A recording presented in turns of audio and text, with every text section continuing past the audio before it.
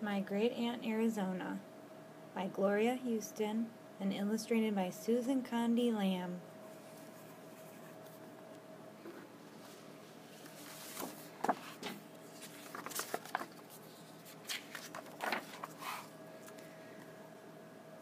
My great aunt Arizona was born in a log cabin her papa built in the meadow on Henson Creek in the Blue Ridge Mountains.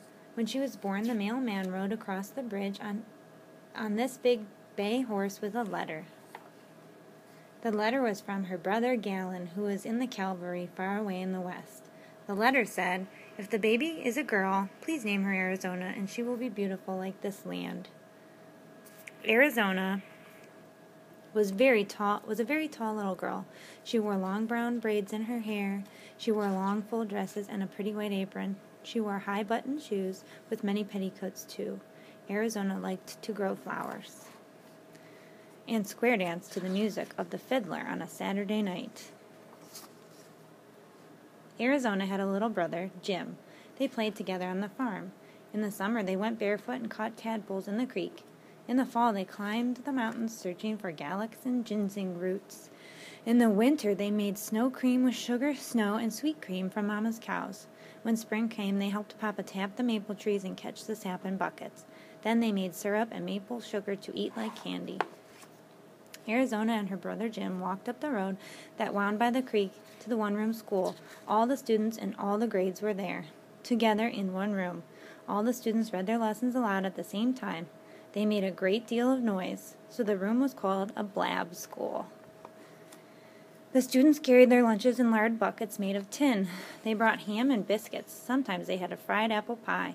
They drank cool water from the spring at the bottom of the hill. At recess they played games like tag and William Matrimoto.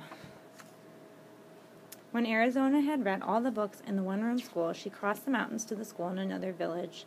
It was so far away that she rode her papa's mule. Sometimes she rode the mule through the snow. When Arizona's mother died, Arizona had to leave school and stay home to take care of Papa and her brother Jim.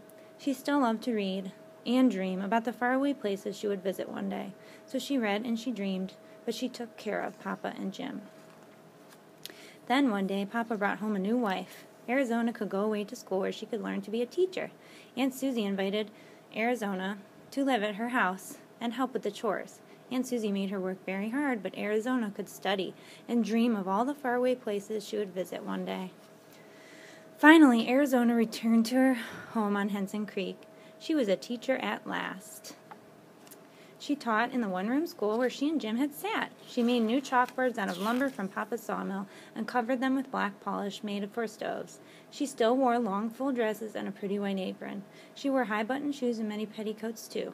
She grew flowers in every window. She taught her students about words and numbers and the faraway places they would visit someday. "Have you been there?" the students asked. "Only in my mind," she answered, "but someday you will go." Arizona married the carpenter who helped build the new Riverside School down where Henson Creek joins the river.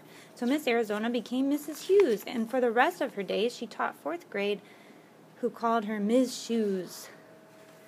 And when her daughter was born, Ms. Shoes brought the baby to school, to the sunny room where the flowers grew in every window. Every year, Arizona had a Christmas tree growing in a pot. The girls and boys made paper decorations to brighten up the tree. Then they planted their tree at the edge of the schoolyard year after year until the entire playground was lined with living Christmas trees like soldiers guarding the room where Arizona taught. With her long gray braids wound round her head, with her long full dress and pretty white apron, with her high-button shoes and many petticoats, too. The boys and girls who were students in her class had boys and girls who were students in her class, and they had boys and girls who were students in her class, too. For 57 years, my great Aunt Arizona hugged her students. She hugged them when their work was good, and she hugged them when it was not. She taught them words and numbers and about the faraway places they would visit someday. "Have you been there?" the students asked. "Only in my mind," she answered, "but someday you will go." My great Aunt Arizona taught my dad, Jim's only son, and she taught my brother and me in the 4th grade.